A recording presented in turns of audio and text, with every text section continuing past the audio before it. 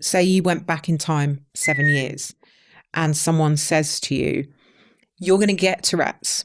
Yeah. And it's going to be really tough for a while. Mm-hmm. But beyond Tourette's, these are the things that you're going to achieve.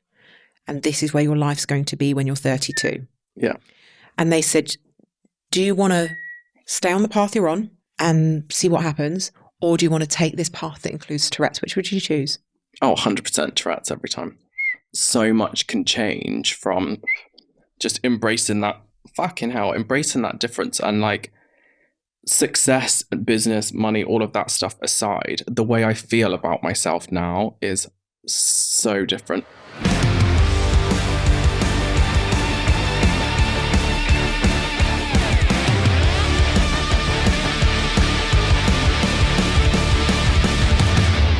Hello, Luke Manton. Hello. I full named you. That feels weird. Welcome to the HoLT Survivor Guide for Small Businesses. I can't believe you're actually here because we work together. Full disclosure, we work together. Luke and I have been working together for 4 years now. Yeah, just over. And we're not actually very often in the same place. No. So it's a really great excuse for us to get together. Now, I want to set the scene a little bit before I ask you what you do. We have known each other for 4 years. Yeah. We were first introduced to each other on LinkedIn when you had no profile photo and you were looking for work, looking for clients for your new business, which we will tell people about in a second. Yeah.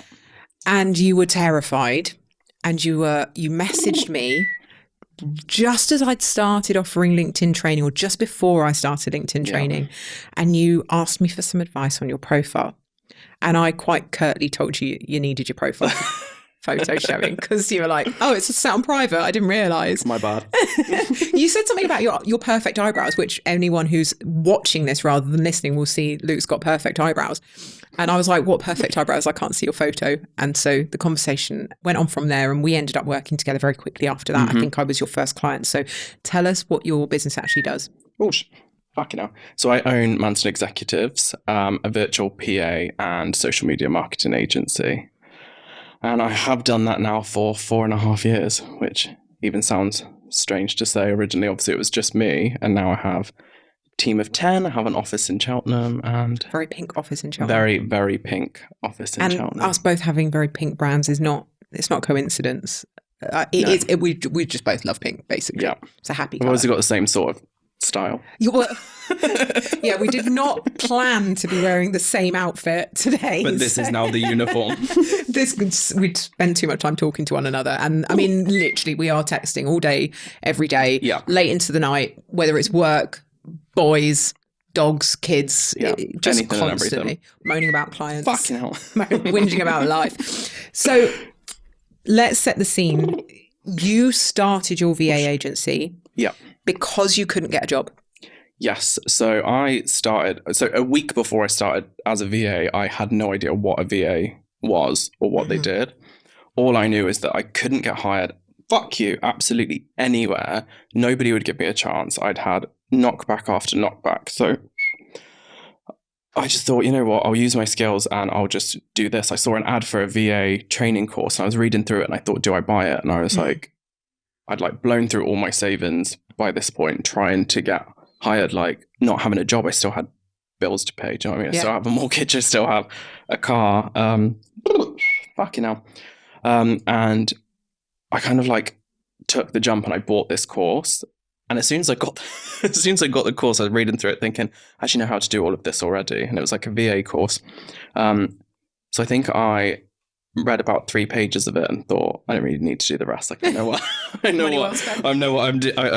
doing. And I just kind of thought, you know what, I'll start offering things in like groups on socials. I'd never used LinkedIn by this point because I think I had it from my old job when they told us we all had to have it. But back then I was like, oh, LinkedIn's like a shite version of Facebook, which I wasn't a huge fan of. I mean, anyway. It's a fair review because that's what I thought. Yeah. Yeah, I set up a brand that was like super professional. So it was, I think, sage green and white was my original colours and the most corporate looking logo. And the name sounds quite corporate as well because it's always been called Manson Executives. I picked that at first, fucking hell, because I thought it will just look professional from the outside. And the whole thing about being a VA that appealed to me was that nobody would ever have to see me or speak to me, and I wouldn't have to be in the office. Fucking hell. We should pause there for a second, actually, because what we haven't mentioned yet, and we kind of assume because we know each other so well, and there will be people that they aren't aware of you. Now, Luke has Tourette's syndrome, which is why you'll hear the whistling and the swearing. Ta-da. And various other ad libs that are thrown in, and it's strange for me now because I don't really notice. Because I've known you for so long. And I say that even 10 minutes into speaking to you, it kind of just washed over me and I forgot. But the reason you couldn't get a job was from discrimination from every single company you applied to. Varying degrees of discrimination. Some wouldn't even take you to interview process. Others would just ask me to leave. Right. To my face. And I've had that. And I think the weird thing is, and the thing that I always assume people know, but why would they? I didn't have Tourette's until my mid-20s. Like, this happened as an adult as a result of damage to my brain. So this was kind of like a brand new thing for me as well. And once the fuck you tics developed and bollocks, all of that stuff, that was when I lost my job. Like, I'd spent ages building a career before. Like, I worked in marketing. I was managing like separate dental practices as well as overseeing company marketing. Like, I had a good job. And I lost it because of the tics. And then after that, I just couldn't get hired anywhere. So you didn't just lose your job. You lost a lot of friends. You lost a lot of your self-esteem obviously tanked because you were learning to be a whole different version of yourself. So I remember the conversations that we've had, and you were talking about Luke pre-Tourette's, and I think you would admit that you were quite sort of cocky, quite arrogant, very confident, and it was a real slap to the face because you lost all of that. You lost your identity and had to reinvent yourself. Yeah, and I'd always been that person that if I go for a job, I would get it, and like it was like that sharp elbows thing of I would push my way into anywhere. Like, I got my first management job fucking out at 18. I was completely unqualified for this role, and I blagged my way into it. And I stayed in that industry for like 9 years, like events management. And I was like, I planned huge events and things, and all of it I learned on the job. But I like, fuck you, bollocks, pushed my way into it. But yeah, I was so confident in what I did. So like cocky, probably virgin on arrogant. And I was probably like, you're in your 20s, do you know what right? I mean? Like, I was like, I would push. I was kind of at that point where like I wouldn't have cared who I had to like throw under the bus to get what I want. Do you know what I mean? Like, if I had to throw someone under the bus to get what I want back then, I would have done it. And this like overnight completely changed that. And I was the one as well with my friends that would be like the one with the fuck off, bollocks, the one with the like quick one-liner or the witty comment or whatever. And we probably forget now, but when my tics first started, I also like a stammer as well from like learning to talk. I had to essentially learn to talk again. So everything was so slow. So this is like now years after speech therapy, which thankfully worked, because the stammer will crop back up occasionally, but that drove me nuts. But even that, like, I could never even get the quick lines out anymore. So half the time I used to just stay quiet because I think it would take me so long to say anything. Like, what's the point? Or I would give up halfway through a sentence, but I absolutely hated it, and it changed everything. And so you, in desperation, you decided to, if somebody else wasn't going to hire you, you were going to start a business. Yeah. And essentially hire yourself. Yeah, I had nothing to lose at this point. So I thought, fuck it, give it a go. What's the worst that can happen? But fuck you. Your intention with this super corporate brand and never having to go on calls with people was to hide the fact that you had Tourette's. 100%. Because with everybody rejecting you in terms of the job market and the discrimination that you'd faced, you thought that people wouldn't want to work with you as a VA if they knew that 100%. You click, swear, whistle, and abuse people. Bollocks. Involuntarily, right? So, and then I came along And my part in this was after being quite direct with my quite blunt advice to you on LinkedIn. I hired you to do some transcription, which I really apologise for, because I know that was probably the worst part of your VA work ever, but you did stick by with me. So that was We've got to go through it. That was right back when I was still doing transcription, but I was more sort of transitioning into the LinkedIn training. And I didn't know you had Tourette's. No.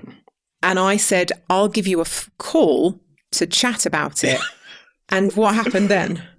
Oh, God. I remember reading the message and I was like, shit. And like, you were growing on LinkedIn at this point as well. And I think the only thing I'd had before this was just the odd bit of transcription work that I'd found on a random Facebook group that I think at the time was like, they were like, oh, we'll give you £8 an hour to transcribe this. And like, this was like my first retainer contract. And I knew you were growing on LinkedIn and you'd been so helpful. And I read the message and I was like, oh shit. And I remember George asking me and he was like, what's wrong? And I was like, I'm not going to be able to work with Leah, the one I was telling you about. I was like, because now she wants a call. And he was like, it's fine.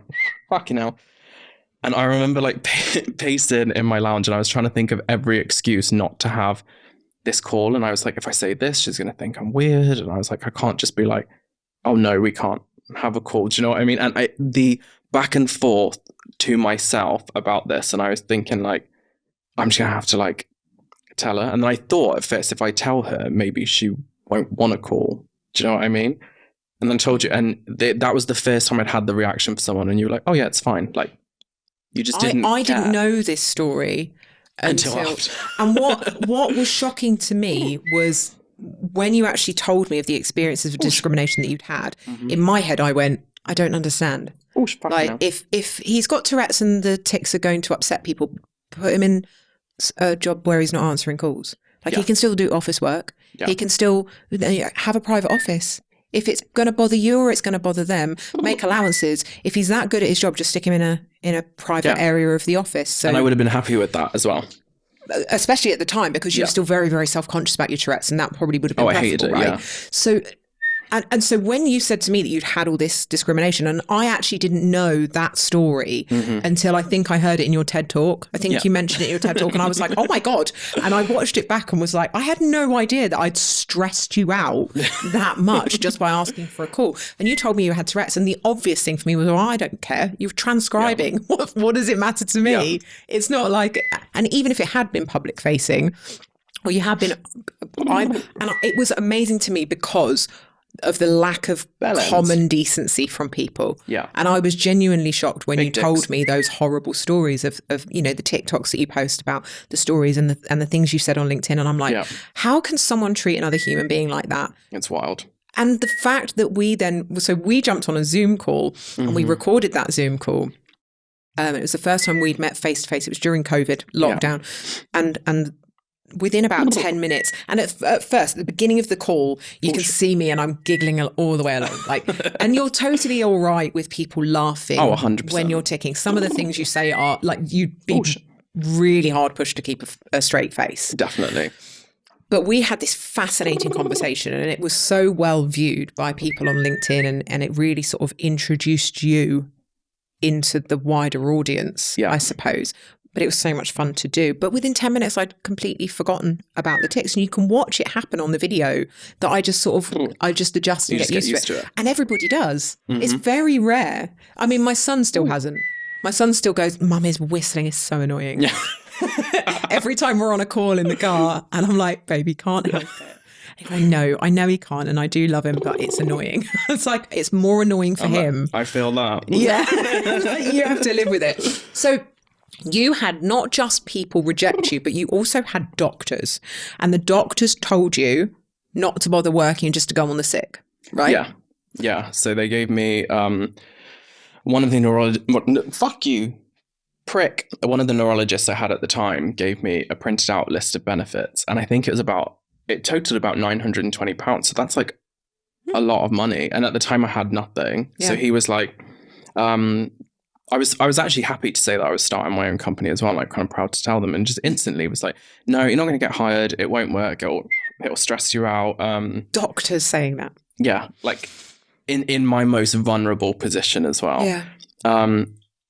but like gave me this sheet of these different types of benefits and was like, you can claim these, 920 a month, sorted. And I remember being so like, it was a mixture between like so angry, but also like disheartened.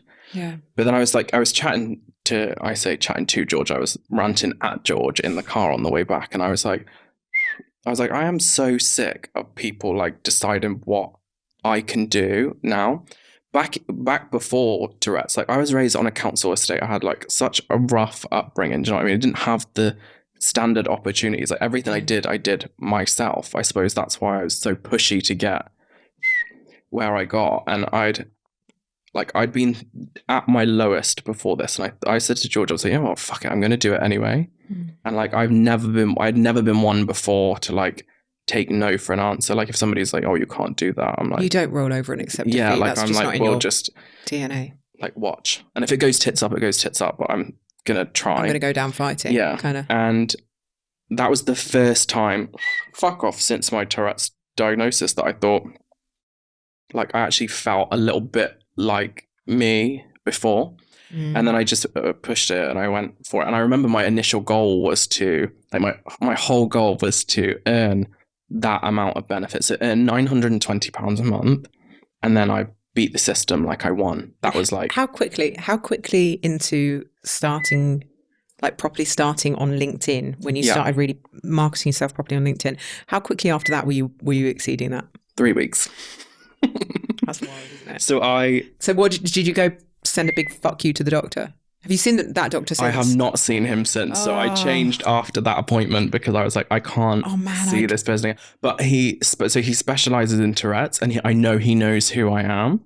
So I know he will know what I've done, and he would have seen the TED Talk. You really should send him a gift. Yeah. Maybe like one of those boxes of horse manure you can get. But it's so, I find that tragic, because you think if he's a Tourette specialist, how many very capable, very intelligent, potentially very successful people are being told don't bother. Yeah, just don't do it. Don't bother, accept defeat, stay at home on your own. Because I know you've told me a lot of times about the people that you've met through the Tourette's Action Group who have been told very similar. Yeah. And it's... Fuck you. If you hear that from a doctor, like we're taught to respect doctors' opinions and to listen to what they say because they know better than us. You know, you literally, a doctor says do this, you do this because that's the best interest, that's in your best interest. And yet that was absolutely not in your best interest. And there's probably a lot of people who have similar conditions to you that are being told don't bother, just accept benefits. Yeah, and I think especially the younger fuck off. So I work a lot with like younger people with Tourette's now as well, and like I'm lucky to be able to do it. And I tell them all the time when we see these people that we deem to be in a position of power, when like some of these kids are like 10 years old, 11 years old, 12, and they're being told like, this is what your working life's going to be. It's just going to be claiming this because you're not going to get a job. And I think it is such bollocks, and it drives me nuts because it's exactly the same as those people who wouldn't hire me. Like they suddenly forget about any person behind those ticks. Like I have 2 first-class honours degrees, and then when I was applying for those jobs or interviewing for those jobs, that didn't matter. Like years of experience didn't matter. The fact I had been a manager for over 12 years by the time I'm like applying for these jobs, and that didn't matter. It's like they just slapped a faulty sticker on you and chucked you in the junk. And they're like, ticks, Tourette's, gross, avoid. I just can't. I can't deal with it. It's mad as well. It's because you are physically capable and mentally capable of absolutely everything everybody else does. You just come with some sound effects. Yeah, and just some extra words. Yeah, some sound effects. And I mean, the reality of your condition is actually a lot more severe than we're probably letting on, because you are very good at making light of it and being quite self-deprecating, and you're very humble about what you actually cope with. But because we've been friends for a long time now, I've seen more behind the scenes of how it affects you. Now, you wear the scars quite proud. I remember when you got the one on your forehead because you headbutted a sink, was it? Yeah. Yeah, and that was, I got the photo of that as it had freshly been done, and there was a gash out of your forehead, and now you've got a Harry Potter scar. There's times where you've spilled hot drinks over yourself because you just literally, your muscles seize. and the seizures that literally incapacitate you for entire days sometimes, where you can't control them. Running your own business takes courage, dedication, and hard work.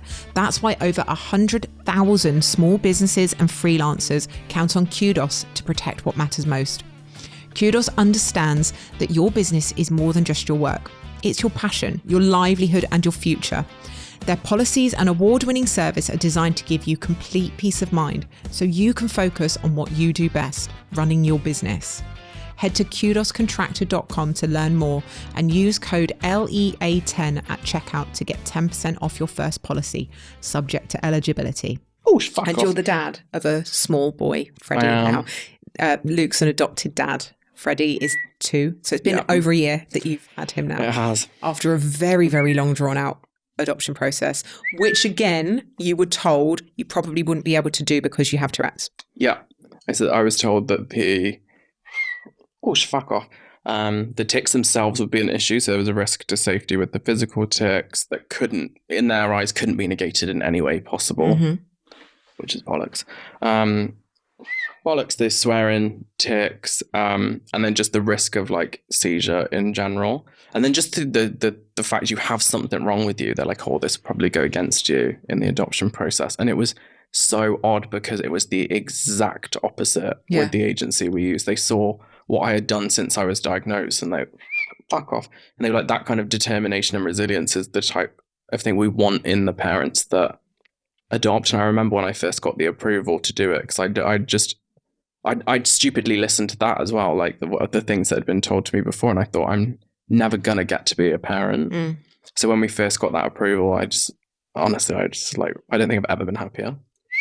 I felt like that secondhand happiness from you because I knew how much it meant for you to be a dad. And Freddie's gorgeous. He's the best. It's just the cutest. But the severity of your condition does manifest in a lot of ways but you do talk really openly on TikTok, on LinkedIn. Yeah. You're very much an activist for Tourette's. Fucking hell. Yeah. And you've become, a bit of a poster boy, I suppose, for Tourette's, but in a positive way. And people who have Tourette's need to see role models like you that show you it's possible, because you didn't have those role models to see. No, it was then I think, and the reason the reason I first made a video, I remember when you first convinced me to tell people about Tourette's, and I think it was just a passing comment initially when you said to make a video. That video, the first video I ever posted. I think your reaction was fuck off. Absolutely not. And then we just spoke about it for days, and I'd actually recorded that video 6 days, I think, before I posted it. Yeah. And it was 1 minute and 4 seconds long. But from when I posted that, you sent that to me first, and I was like, well, firstly, you look fit because you'd literally done your makeup. You looked absolutely stunning. And I was like, I'm not even noticing the ticks. Like, you look gorgeous. I can't look past that. And I was just so nervous. And weirdly, it was the first time I'd seen myself on camera with, I'd never... Yeah, I remember you saying that. Never recorded myself, never, looked at, even a sound recording. I hated the way I sounded. Back then I didn't even answer the phone if it rang because I was like, absolutely not. Yeah. But I posted that video, and that's the video that just spiraled and set everything in motion. And I'm fortunate enough I've been fully booked since I posted that video, me and my team. Imagine if you hadn't posted it though. Imagine if I wonder where it would have gone. Your fear had taken hold and you'd not pushed through it. Yeah. And I it's quite symbolic, isn't it? There's so many things that we're afraid of in our lives, but we may do any one of those things and it be a hugely defining moment in our lives. Because, and you've spoken publicly about this isn't new information, you were in an incredibly dark place very shortly before our paths crossed. Yeah. And just before that doctor had said, you're never going to be able to do it, take the benefits. You'd been, it was dark. It was dark and you were very much at the end of your rope. Yeah. Quite almost literally. Yeah. And that one moment, and it really can just be one or two people that believe in you, like the doctor didn't, like the other employers didn't, there was probably people in your life that were agreeing with the doctor to try and keep you 100%. safe with your best intentions at heart, but trying to keep you safe from the judgment of the world, from being disappointed, from rejection. That's, Dick sucker. people who love us. That's their jobs, to try and protect us. But you just needed a few clients and friends to go, yeah, you can do this. Yeah. And you did have those. Like, you had people around you. You had your partner. Like, George was there at the time that was supporting. Yeah. And I think that's a message that I think is really clear, apart from the fact that don't just listen to people that say you can't, because I had people all my life tell me I can't, or I shouldn't, or I probably won't be able to. So I internalized that till my mid-30s when I actually gave it a shot. Yeah. But or like a real shot, and wanted more for myself and wanted to actually understand my potential. But you need those people that believe in you, and they've been pivotal on my journey. And you've absolutely been one of those people on my journey, because every time I'm afraid, you're like, bitch, please, you can do this. And I'm like, just do it. You'll be fine. Yeah. And you really are. You're like a poster boy for Nike. Like, just do it is literally, just do it, see what happens. Yeah. What's the worst that can happen? And the worst, I hope that it's the worst that could happen, has happened in your life. Yeah. You've gone to the bottom. I've done it now. You've been right down there, and you are on this massive spiral up. You're an absolute TikTok sensation. I remember kicking you about that as well. I was like, you need to be on TikTok. TikTok will love you. I thought I'd heard so much about the comments on TikTok. Oh, they're brutal. You are abused in those comments sometimes. I was like, oh, I can't. And then like now once I was like a bit more resilient, I was so used to posting my videos on LinkedIn. LinkedIn kind of eases it in gently. You get the odd. People know their employers can. Yeah. So what they say publicly isn't anywhere near what they say on TikTok. It's like what they would say at a networking event. Do you know what I mean? Like, well, sometimes. Yeah. But TikTok, it's like a free for all. And I think once I was like kind of a bit more resilient, I started posting on there, and now I just go viral every time you post. Yeah. But it's a mixture of people being really supportive, people being really ignorant and rude, and then creepy men hitting on you. There's a lot of creepy men hitting on you. The like TikTok collection. I would not want to be in your DMs, which is ironic because you used to be the one managing the creepy men in my DMs, and now you get way more creepy DMs than I do. Just pass the button for that. You got to practice with mine. They're worse, though. You get like the creepy gay men are way worse than the creepy straight men. They really are. Like, I am very glad I'm a woman now. Shame is not a thing that exists in internet. I would not want to see the pictures that come through on your TikTok DMs. I don't want to see those pictures either. Those hidden DMs they stay hidden. They stay hidden. But so your business has absolutely thrived. Mm-hmm. And one of the main reasons for that, aside from that you were incredibly capable, is that you owned the thing that made you different. Because if you'd hidden your Tourette's, there's no way that Manson Executives would be where it is now. No, not a chance. I think it would still be me, and I would still be fighting in Facebook comments for those like tiny jobs. Do you know what I mean? Those like £10 an hour jobs. And like, don't get me wrong, if I needed to do that, I would do that. Yeah. But like, I feel like if I hadn't told anyone, like, it would be nowhere near where it is. And I today. think it still doesn't even seem real that it's mine now. Like, I think both of us experience that, don't we? Quite frequently. You've just bought a beautiful house in the countryside. Yeah. You have your gorgeous 2-year-old boy. You've got a wonderful, fairly unusual family around you. Yeah. There's a lot of quirks in there, right?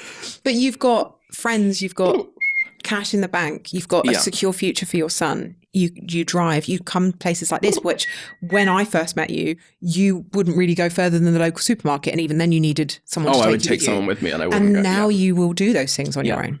Now I'll go to the supermarket with just myself and like Fred. And I know people, look, I'm not stupid. Like I'm used to it now. I just don't. Do people react to you differently now that you've got Freddie than they did when you were on your own in places like that?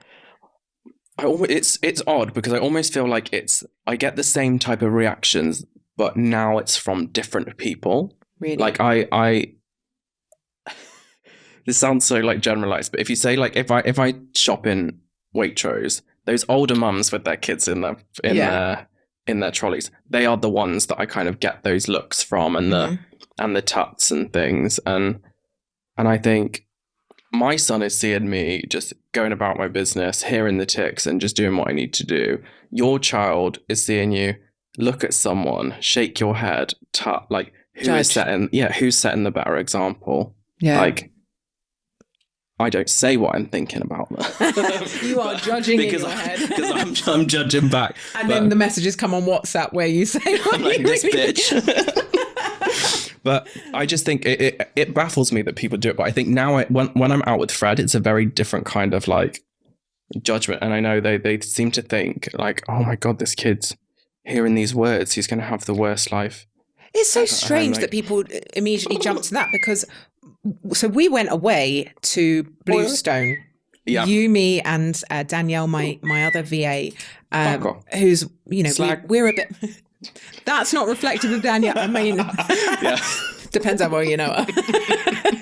But yeah, we all went on a weekend away with our kids. Yeah. And we were briefed before we went because we needed to be your insurance policy. So we got what to do if Luke had a seizure, what to do if you... I can't even remember now. There was a whole list of all the scenarios are on because we were going to go and spend an afternoon in a spa together. And if something would happen, we needed to react because we couldn't trust that members of staff in the spa would be able to do it. And I think that's something that people don't really consider. You don't just have to, you're a business owner, so you always have to be planning a bit ahead. But you have to plan 5 steps ahead of every possible disaster that could happen every time you really leave the house. Yeah. So today you've brought Katie up with you. So she's come on the train with you and she's upstairs doing some work. So if anything were to happen, she's trained, she knows what to do. Yeah. I'm obviously trained now. Please don't have a seizure today though, because like, I don't think my anxiety can take it. I mean, I'll do my best. But you're always having to think of the worst possible case scenario. Whenever you leave the house, even when you're at home. And I don't think people realise just the mental toll that has on you, as well as all the normal mental load of a business owner. Yeah. And the physical strains on you from the tics, from the head movements, from the arm movements, from the injuries that you are, I mean, several times a week. You're drawing blood somewhere. I was saying bleeding somewhere. I've got a bruise somewhere. And yet he always wears a white shirt. So always. I think that, but you've got like 100 of them at home. I actually have these exact t-shirts. I think I've got 8 of the exact same one. Yeah. And it's the same every type of white t-shirt I have. There's multiple versions. Even in my office at work, I think I have 2 spare ones in my drawer and Katie has a spare one in her drawer. I'm pretty sure that I have a spare t-shirt in Katie's bag currently as well.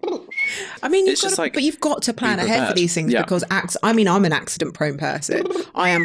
The fact that I made it without spilling coffee on myself today is quite amazing. Yeah, I did nearly get muddy dog paws all over me when the puppy jumped on me earlier. But I'm exhausted planning just for myself, my child, my business.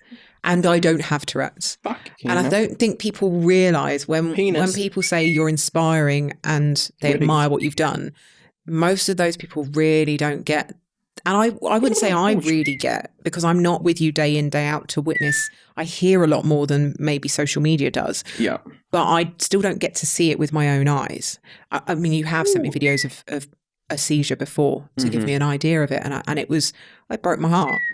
And you just crack on, even though everyone said you couldn't. And it's got to do it. So for people who have something about them that makes them feel self-conscious, that's holding them back, and that might be any range of things. It might be a disability. It might be some element of neurodivergence. It might be the way they look, something, their weight, their age, something like whatever it is. What would you say to those people that are maybe using it as an excuse, or it is the reason that they're not really going for the things that they want to? What would you say to those people now? I think like a while back, I probably would have been like, yeah, like I get why you're not doing it. But seeing it from the other side, that chance that so much can change from just embracing that embracing that difference, and like success, business, money, all of that stuff aside, the way I feel about myself now is so different. I hated myself. And I know we touched on it earlier, but I was at the point where like I tried to take my own life at one point, and now like I hated myself that much and my condition, and now like I am so much happier now. And that kind of level of acceptance has changed the game, because I still get the comments, I still get the looks, I still get treated. Oh, fuck off. I can say, like, I'm not stupid. I can see people like slyly lifting their phone to take. But the difference is you don't believe those things are true anymore, right? Yeah, I don't. Because before they hurt because you believed that there was an element of truth in them. So we can only internalize insults and attacks on us if there's some element of truth. It feels like there's some element of truth. If someone says to you, "Oh, fatty," and you're feeling insecure about your weight at the time, because that might be any weight that you are, but if you've gained a couple of pounds or you've gained several stone, whatever it is, if there's some element of truth that makes you feel uncomfortable, it hurts. It hurts when you're so secure that you know that those things aren't true. Yeah, they can ping off you. Yeah.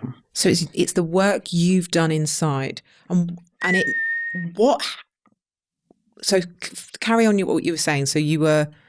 So once I've accepted that kind of thing, now I feel like doing it wasn't that hard. Do you know what I mean? Once I'd kind of accept, and it's not an overnight thing. It's not like, do you know, I didn't wake up one day and be like, you know what, I fucking accept myself today. What a vibe. Like, it was a slow process, and it just like, you have to just be kinder to yourself. And it sounds so like, I don't ever want it to sound like fluffy or like generic. Do you know what I mean? But you have to be so much nicer to yourself to give yourself a chance and give yourself a break. Do you know what I mean? Like, you're dealing with something that the majority do not deal with. Like, it's tough. And I know there's a big thing at the moment, especially around neurodivergence, of the world wasn't made for us. We need to change this. We need to change that. And I think, but there has to be some level of, you're going to need to put the effort in on your side. It can't just be all one direction. Like, I've had to put the effort in on my side to make it work. Do you know what I mean? Like, nothing's easy. It's shit.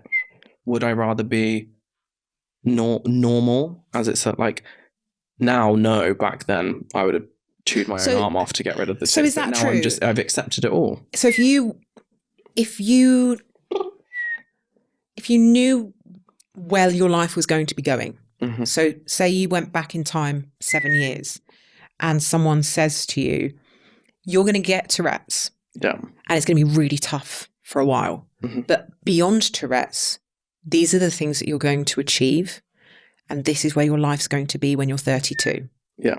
And they said, do you want to stay on the path you're on and see what happens? Or do you want to take this path that includes Tourette's? Which would you choose? Oh, 100% Tourette's every time. That's probably the most powerful thing I've ever heard you say. Because that level of self-acceptance is so rare, and it makes your life really bloody tough. But it's given me. Do you think you're a better person as well? 100%. And I think I'm a better boss. I'm like a better friend. I'm a better like parent. Like, I don't know. It's changed. It's fundamentally changed my entire personality. And I was never going to be one of these people. I never wanted to be that. Like, your condition becomes your entire personality, because that's how I was seen. Like, to anyone that I was trying to get employed, fuck, cunts, bollocks, don't say cunt. Oh, sorry, mum.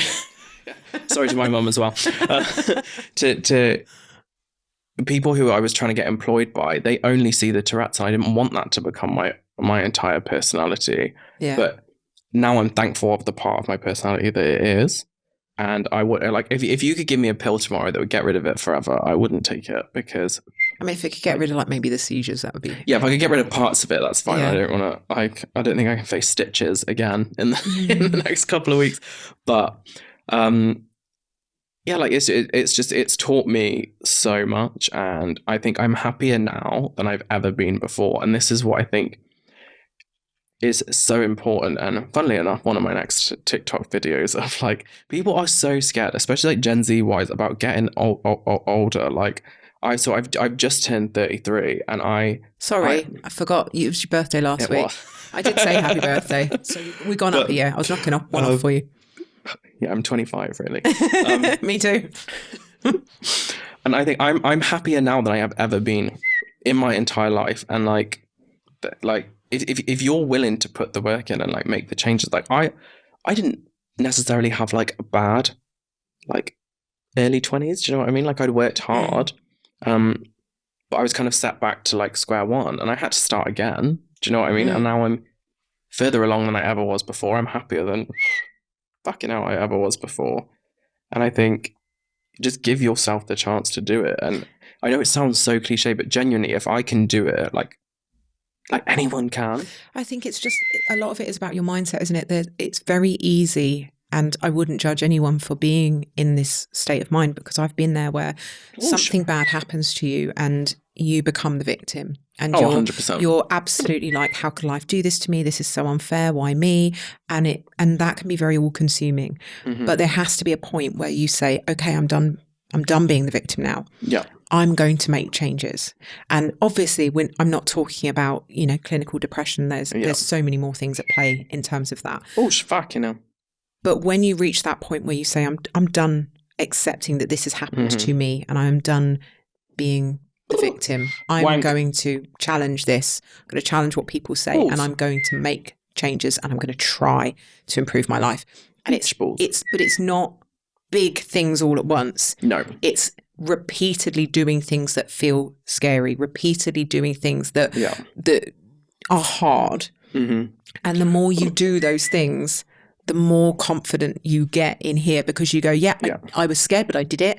And then the next thing that's scary, I go, well, I did the last 3 things that were scary, and it was all right. So let's do this one as well. And it doesn't ever become not scary, but you just become more confident and back yourself more that you'll give it a good go. And even if it doesn't work out, even if you don't manage to do it, you're usually still in the same position you were. Yeah, it doesn't take you any further back. Or you learn a valuable lesson. So actually, even though you might not have succeeded at that point, you've learned something that will make you more likely to succeed next time. And it's about like taking the negative experiences that you've had in your life, and nothing ever changes them. You can't change what's happened in the past, but you can decide to use those things to improve your future. Yeah. And I think I've had it before. I've had the criticism before about that first LinkedIn video of like, oh yeah, well you had a shortcut because yours was kind of done overnight. As soon as you made that video, you were fully booked. And it goes back to what you just said. Like, it's not about doing everything in one go. Posting that video at the time was terrifying, but I'd had all of those other steps before. I'd had actually deciding to ignore the neurologist and start the business. I'd had reaching out to people that I'd never spoke to before. I had my phone call with you. Do you know what I mean? All of those things. Scary things. Like, were terrifying at the time. If you'd have said before that, like, just post the video on LinkedIn, absolutely no chance would it have happened. But it was just that first thing that people saw. And then people just assume that because that's the first thing they were aware of, that's the first thing you did. Yeah. But there was so much that came. All the work behind the scenes. Yeah. And I think people still don't see that now. And I suppose, like we mentioned already, like I'm kind of guilty of like keeping that side or making light of the situation, which I kind of would like to show more of, especially with other people with Tourette. So I don't want them thinking like, oh, we need to keep this kind of side hidden. Like, I can be as open as possible, but it's quite hard tough. Though. You can't be really filming yourself mid-seizure, can you? No. It's like, hold on, I'm going to be setting up a tripod and excuse me, just wait. Someone get a ring light and some powder. I mean, I wouldn't actually put that past you. That's what Katie's here for. I know that I find your story inspiring, and I know so many thousands of people that follow you on social media that have tracked your journey from the beginning. I think there's so much to take for anyone to learn from you, that even when life hands you a massive, great shovel of shit, you can still grow something amazing from it. Yeah. And you did. And you are the biggest example of that, of anybody that I know that's genuinely come out of such a potentially life-ending, devastating situation, and you've got so much to show for it now. Your life now is beautiful, and the happiness is evident. And you still have your problems. We all still have our 100%. struggles. You've got an amazing team. You run an amazing business. You run my life for me, basically. And you're the only person that really knows the true chaos of my life behind the scenes. And people are like, oh, she seems to have her shit together. Luke's like... I just like nod and agree. I'm like, as he snorts into his coffee.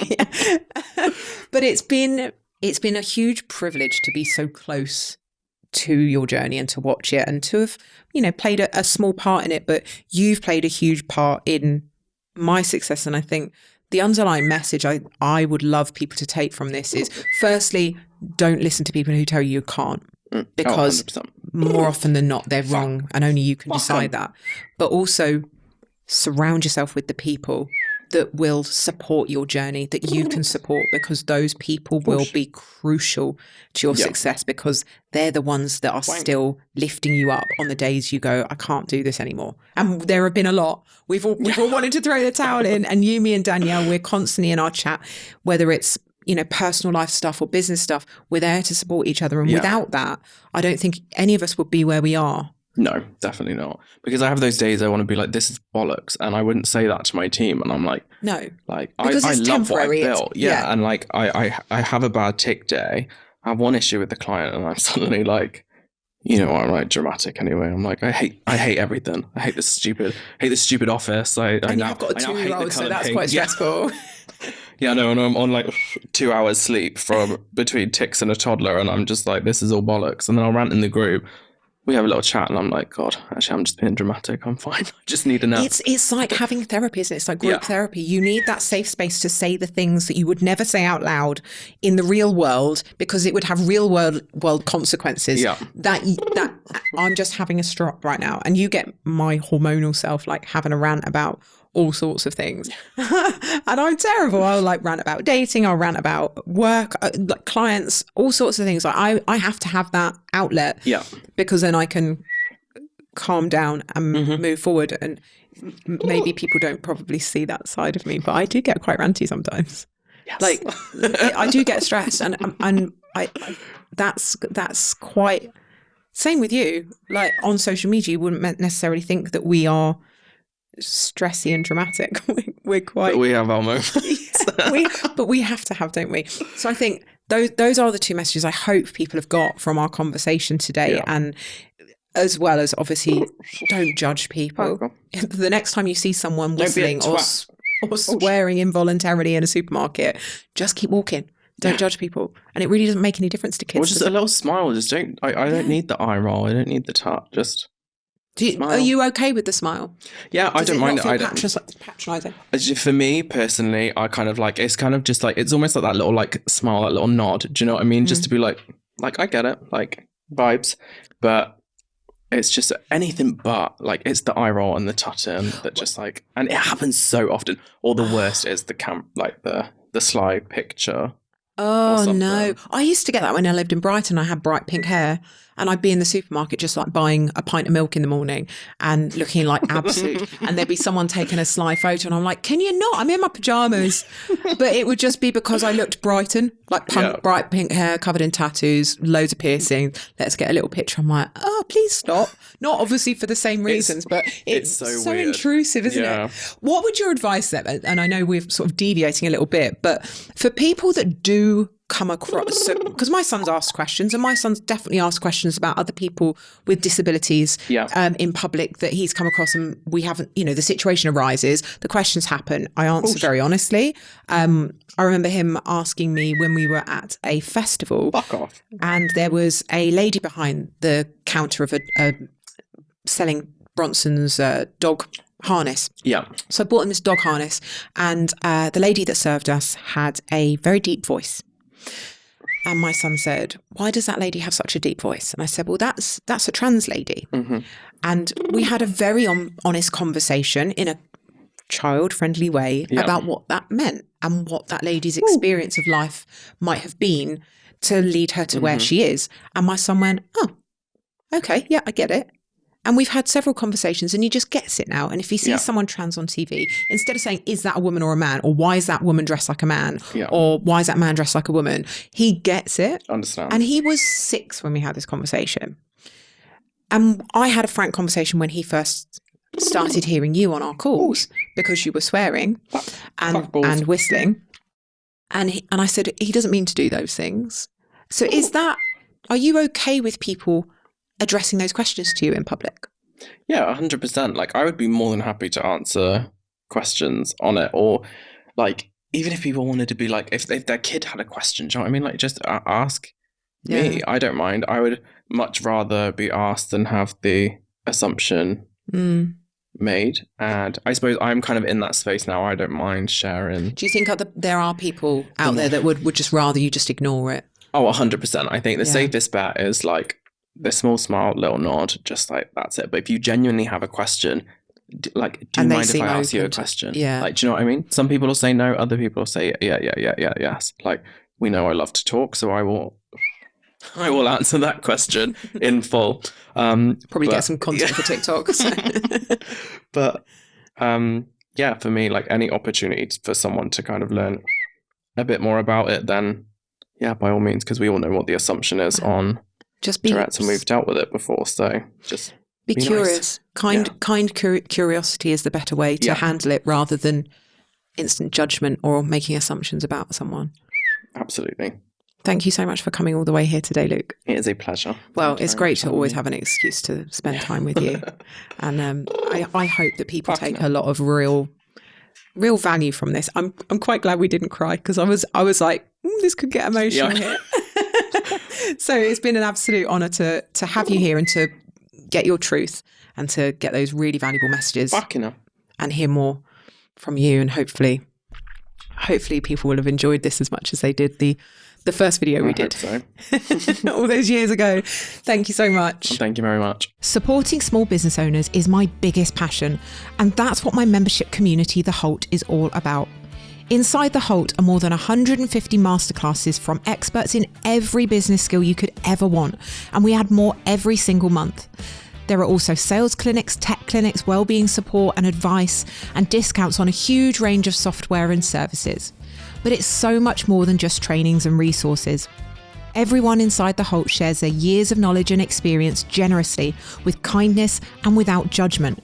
They're super active, the chat channels are buzzing, and it's like having 600 business cheerleaders in your pocket, willing you to succeed and helping you wherever they can. And we offer all of this and much more at an extremely low price, because we know that budgets are tight when you're bootstrapping a business. The HoLT is a kind, inclusive and non-judgmental place where everyone knows that working together is the fastest way to succeed. And it makes it a whole lot more fun. We would love for you to join us. You can check out the full details on the-holt.com. Or if communities aren't really your vibe and you just want access to the hundreds of expert masterclass recordings with a combined value of more than £10,000, you can access the Vault right now for just £20 per month. The Vault is all the masterclasses with none of the chat or distractions, just pure value. Visit the-holt.com/vault to sign up and start binging your way through brilliant trainings from leading experts.